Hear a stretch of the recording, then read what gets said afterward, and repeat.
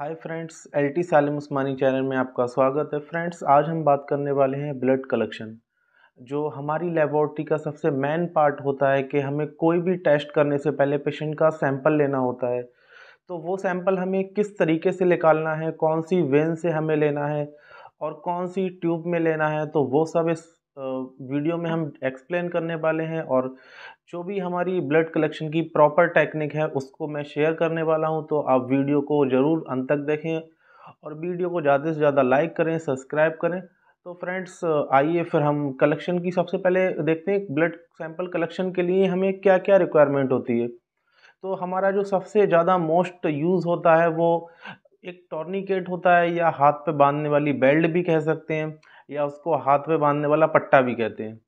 टॉर्निकेट का जो सबसे मेन पार्ट होता है वो हमारे हाथ में जो ब्लड का फ्लो होता है इसको स्टॉप कर देता है, और जो हमारी वेन होती हैं वो ऊपर आ जाती हैं, जिससे हमें ईजिली दिखने लगती हैं और हम उनसे सैंपल बहुत आसानी से ले सकते हैं।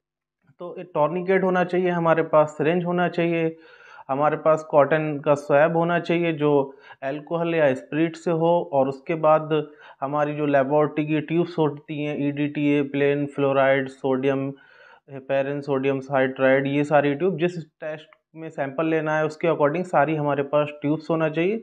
तो आइए मैं आपको दिखाता हूँ अब ब्लड टेस्ट की जो टेक्निक है वो प्रॉपर टेक्निक क्या है।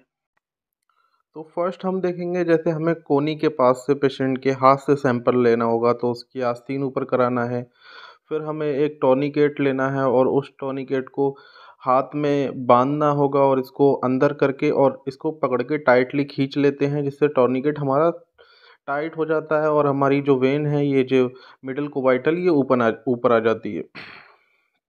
और ये वेन ऊपर आने के बाद हमें, हम जैसे हमारा कॉटन स्वैब है और हमारी सिरिंज है, ये सब चीज़ें हमें रेडी करके रखना है और पेशेंट को बोलना है कि वो अपनी मुट्ठी को बंद करके रखे। और वो अपनी मुट्ठी बंद रखेगा तो ये वेन ऊपर की तरफ आ जाती है, ये सफेलिक है, और लेकिन हमें ये मिडल में जो मिडल कोबाइटल है इससे लेना है। तो और जो हमें निडल का जो लूमेन है वो ऊपर रखना है और उसको बहुत स्मूथ से थोड़ा अंदर करके फिर जो हमारा अंगूठा है ये हमें निडल के टिप के पास में रखना है, ताकि हाथ हिलने पे भी हमारी जो निडल है वो हिल ना पाए।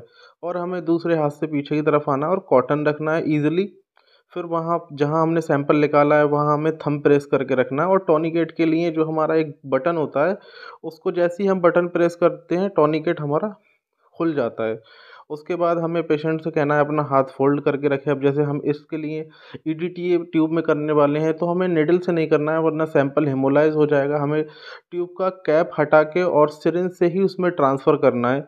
और ट्रांसफ़र करने के बाद जैसे जो हमारी एंटीकोएगुलेंट ट्यूब है, जैसे हमारी ईडीटीए है, फ्लोराइड है, हेपेरिन है, सोडियम साइट्राइड है, इन ट्यूब्स को हमें मिक्स करना है ताकि जो भी हमारा सैंपल हो वो मिक्स हो जाए।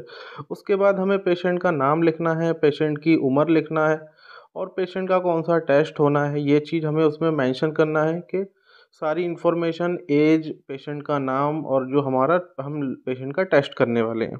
ये सब चीज़ मेंशन करके पेशेंट का हिस्ट्री पूछना है कि आपकी कोई हिस्ट्री तो नहीं है, वो सब चीज़ें ट्यूब पे मेंशन। तो फ्रेंड्स, ये थी हमारी ब्लड कलेक्शन करने की टेक्निक। तो आपको ध्यान रखना है मिडल कोबाइटल वेन से ही सैंपल लेना है, और जैसे ही हम वेन में निडल को इंजेक्ट करते हैं तो जो निडल की टिप होती है वहाँ पे हमें अपना थंब प्रेस करके रखना है, ताकि पेशेंट का हाथ हिले तो हमारी सिरिंज अपनी लोकेशन से हट ना पाए। इसलिए इन चीज़ों का प्रिकॉशन यूज़ करना है, और हमें कॉटन ड्राई यूज़ करना है। आफ्टर कलेक्शन के बाद ड्राई कॉटन से हमें पेशेंट को लगा के और हाथ फोल्ड कराना है।